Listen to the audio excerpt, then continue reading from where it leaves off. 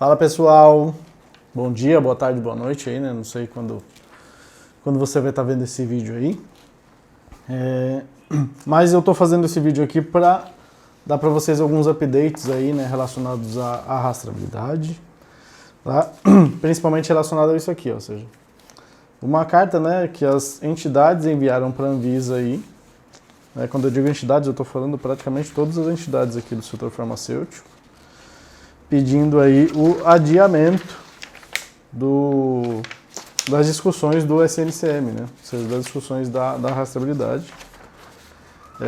E eu queria, né, fazer esse vídeo aqui, na verdade queria não, né? Eu quero fazer esse vídeo aqui para esclarecer, né, para todos aí o que... na verdade, qual a intenção dessa carta, no fundo, né, e para dar para vocês um panorama aí um pouco mais amplo do que realmente está acontecendo, né? Segundo informações que eu tive, inclusive das próprias entidades, né, que eu conversei com algumas, o que acontece é que hoje, exatamente hoje, existe uma divergência, né, em relação ao prazo da implementação da rastreabilidade, e essa divergência ela está principalmente relacionada a uma interpretação do texto da lei, onde, né, segundo principalmente as entidades, né, a interpretação é que a Anvisa, o prazo de 3 anos, ele só pode passar a contar após a regulamentação da Anvisa, né, ou seja, após a instrução normativa. Já do outro lado, a gente tem uma situação que às vezes, mesmo do lado da Anvisa, quando eu estou falando do lado da Anvisa, eu não estou falando especificamente de uma ou outra pessoa dentro da Anvisa, tá? Eu estou falando, às vezes, de diversas pessoas, né? Porque a gente tem mesmo dentro da Anvisa, você tem a diretoria, você tem os servidores, você tem também ali, né, principalmente um suporte legal, né, para essas questões de regulamentação, né? Ou seja, a Anvisa tem um departamento jurídico, né, que, se não me engano, chama Procuradoria. E essa Procuradoria que é responsável por dizer se, de repente, o texto das instruções normativas ou regulamentos, né, até onde eu sei, né, se você, por acaso, tem alguma informação diferente, pode me mandar aí. Tá, estou falando aqui puramente do meu conhecimento.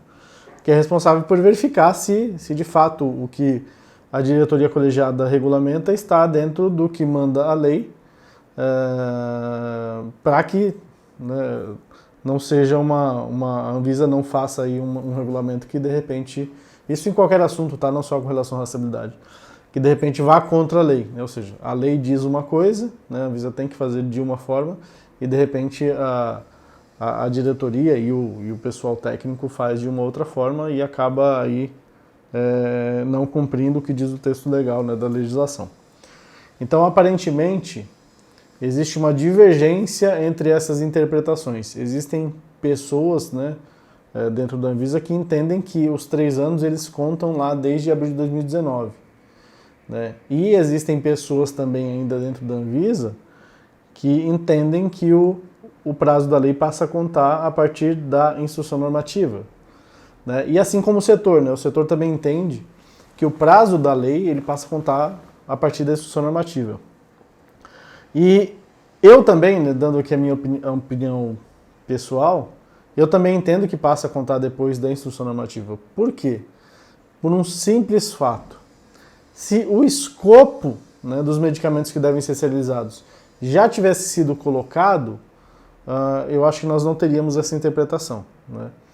Ou seja, a Anvisa nunca disse em nenhum outro regulamento, né, não estou excluindo tudo que é draft aqui, tá? Estou falando do regulamento publicado realmente. A Anvisa nunca colocou em nenhum outro regulamento o escopo dos medicamentos que deveriam ser serializados. Na verdade, tinha colocado na RDC 157, mas a RDC 157 ela falava só da fase experimental. Né? Então, em virtude disso, né, se a gente pegar o exemplo aí de onde começa a rastreabilidade, que é na indústria, como uma indústria, de repente, que tem N linhas, tá? Vamos de repente falar 10, 15 linhas, mesmo a gente tem indústrias que tem 50, 60 linhas, como uma indústria poderia comprar equipamentos sem saber o escopo, né? Porque baseado no escopo, ou seja, nas categorias de medicamento que eu deveria serializar, é que eu vou fazer o investimento nas linhas de embalagem. Né? Então, uma vez que eu não sei quais são as categorias, na prática eu fico impedido, não que eu fique impedido, né? Eu não tenho segurança para fazer aquele investimento. Então, é isso que a minha interpretação também é essa. Ou seja, uma vez que o escopo, ou seja, as categorias, a lista de medicamentos sujeitos ao SNCM, essa lista não foi publicada em nenhum outro momento, de fato eu entendo que o prazo de 3 anos só começa a contar a partir do momento que a gente define essa lista. Né?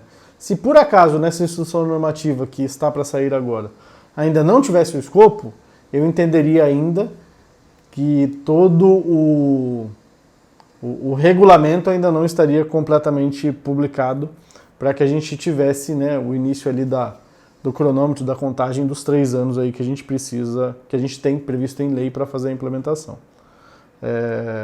Então, é isso que está acontecendo, né? É uma divergência, o que nós temos hoje é uma divergência de interpretação do texto legal.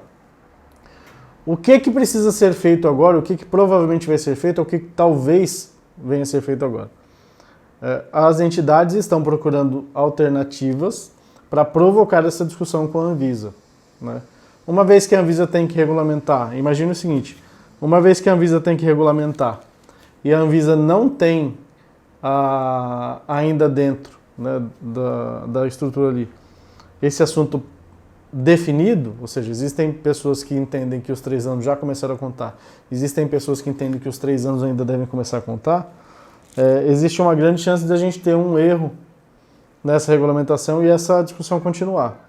Então, aparentemente, o que deve acontecer, eu não sei quais vão ser os caminhos ainda que as entidades vão tomar depois dessa carta, é de provocar uma discussão aí mais robusta, talvez até legal, em torno desse processo. Essa discussão até mais robusta ou até mesmo legal pode passar pela contratação de um parecer de algum advogado, desses juristas mais famosos aí para fazer a interpretação da lei, né, e do regulamento, ou até mesmo pode acabar aí numa ação, né, talvez numa provocação legal realmente, ou seja, para que um juiz defina a partir de quando isso começa a contar. Então, provavelmente, podemos ter esses caminhos agora que vão ser tomados.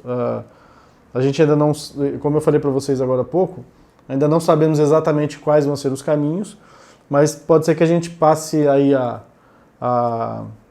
saber, né, nos próximos dias que as entidades talvez ou procuraram de fato um parecer jurídico para saber quando isso começa a contar, para tentar convencer a Anvisa de que realmente o certo é contar os 3 anos a partir da publicação da instrução normativa, ou até mesmo, né, se elas não forem ouvidas nesse assunto, de que elas vão talvez entrar na justiça para que alguém de fora, né, provavelmente um juiz, dê aí um parecer sobre isso, né, ou seja, na verdade talvez até tendo aí o que a gente já ouviu falar, tendo aí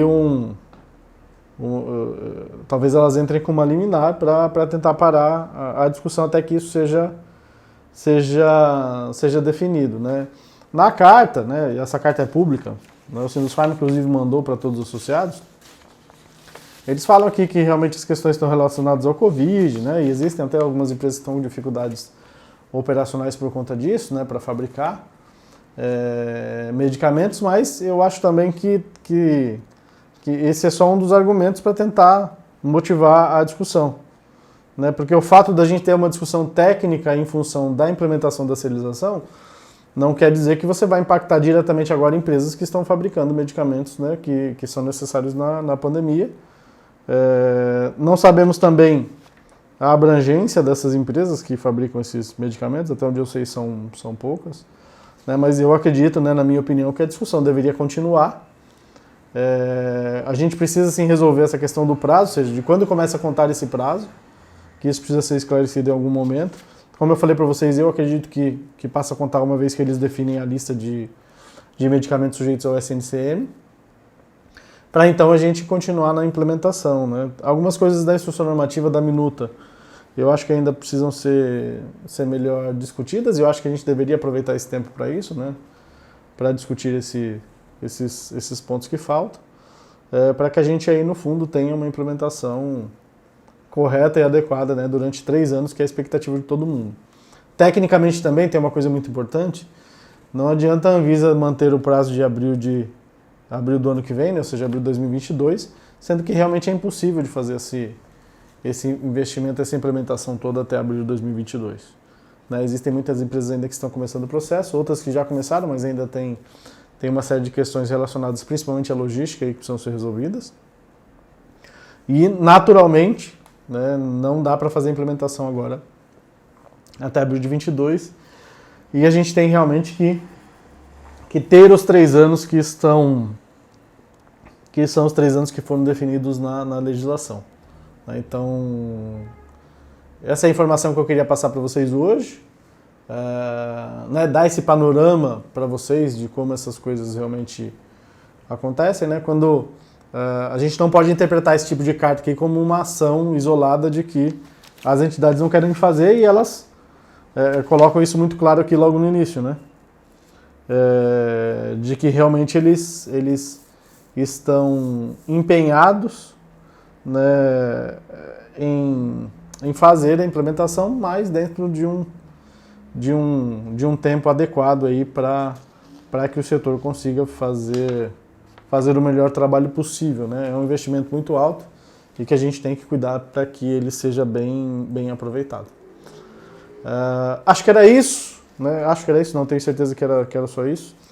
Encerro esse vídeo aqui falando para vocês que a gente está fazendo uma série de 10 lives sobre os impactos da rastreabilidade na logística. Então, toda quinta-feira às 19 horas no YouTube.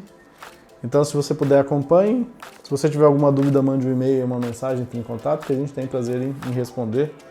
E se cuidem aí, e a gente vai se falando. Um abraço e até mais, pessoal. Tchau, tchau, hein?